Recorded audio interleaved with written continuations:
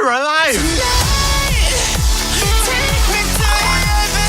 You've gotta get home before sunrise, or you'll be stuck here forever.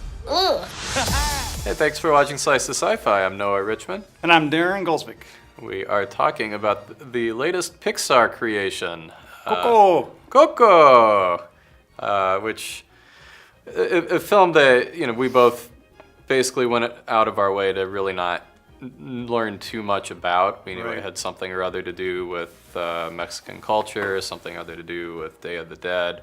But I'm really glad I went into this film cold, because it really was a film that wound up being a very pleasant surprise for me.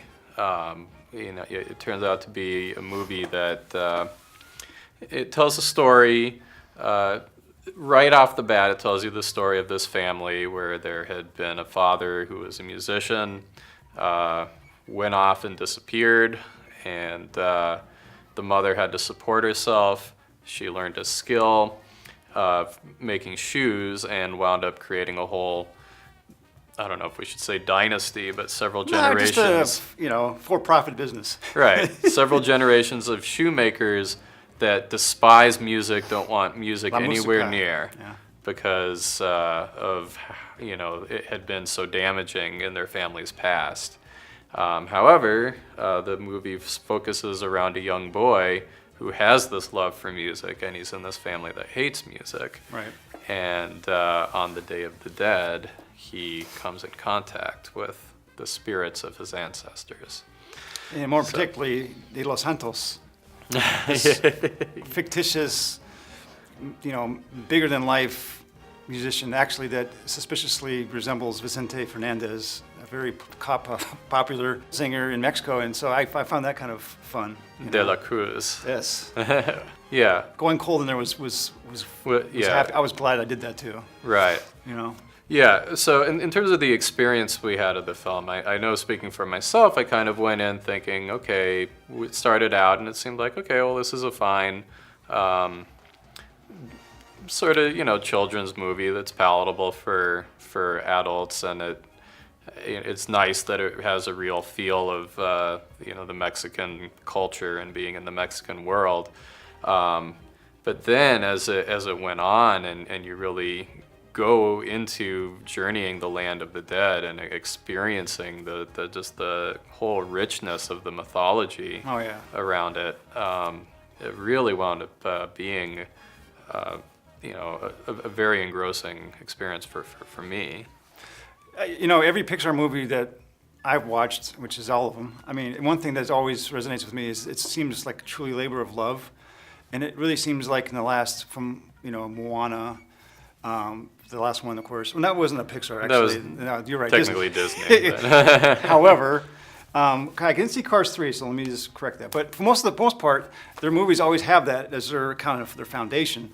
Yeah. And for a lot of people that aren't familiar with the Day of the Dead, I mean, this for American families, this is actually a wonderful way to introduce your family to that.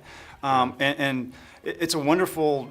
I mean, the way they represent that on the screen, I was just blown away with the animation itself was just beautiful. Yeah. I mean, it just seems like every film that is made, it gets so much more, intense, beautifully, the colors pop, and the one thing that I was left with while watching this is that along with this colorful, beautiful landscape, you had this wonderful music that kind of matched that, which is really important. I mean, with a lot of the Disney movies, you see that where music is first, front and center, something that always is important.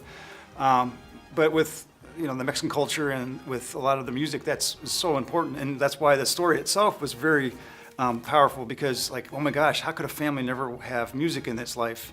Right. And it really, you started to understand the plight of this child, because I think everyone in their life at one time or another managing themselves being a star or something, So it was kind of cool, and I think everyone that watches this can probably relate to it as something, and I definitely, it's going to wind up in my library, as they say, as it's released from the vault. Yeah, so, and I really like that you took the words that you can tell that there's a lot of love that went into this. And that's the thing that really struck me coming out of this film, because recently we've been talking about things like the Marvel films and how we've been feeling like there's an issue where now that they become as large as they are and there's so much money behind them, you're kind of getting this formula of humor just being forced in there regardless of whether it really, is needed for the story. Right. And then on the flip side, then you had the DC, we had the Justice League comic book movie, which both of us just walked out of feeling like we just watched something that was just completely made by committee. And again, it was because there was so much money riding on it and they were so desperate to pull out some kind of a hit. And what you wound up with was just something we felt very watered down, as it were. And so here I was watching this movie and just thinking, how is it that something that has this large of a budget and that's this high profile can still have this much heart? Yeah. It was really the more I thought about it, that was the real takeaway of this film for me, is how could something like this possibly get made? And I think that's what excites me about Pixar, is that we have these other stories that, on an international basis that are still yet to be told. And I think that's a wonderful way to introduce other cultures into people's lives that have been kind of living this isolated life. And sometimes, let's be honest, that a lot of people get, touched and introduced to other cultures through TV or through film or media. But the way they do it is such a nice, heartwarming way that you fall in love with the story and, of course, the culture that that's singing across the screen. And actually, going back and up, the one thing I've also kind of felt that you're talking about with films is that there's a sense of nihilism that's really kind of downtrodden and just gross. And every time and recently left the theater now, I feel that way. Like, God, I need to find something that's cheerful, and that's why leaving this movie, I was loving it. It was genuinely uplifting.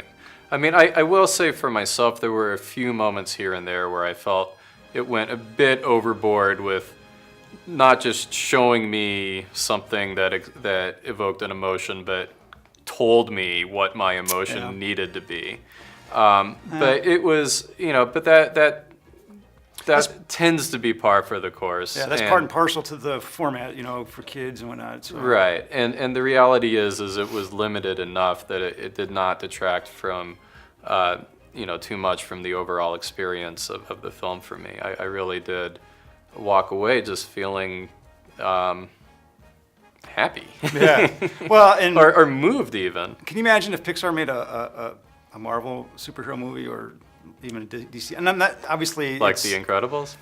Well, I mean, I love The Incredibles, obviously, but I mean, actually getting away from the lightheartedness of it and actually, you know what I mean? It's like, yeah, right. I mean, we've both agreed that DC animation movies are wonderful compared to the live action, but and I've always wondered, why can't somebody just make a movie in those with a big budget, like Pixar?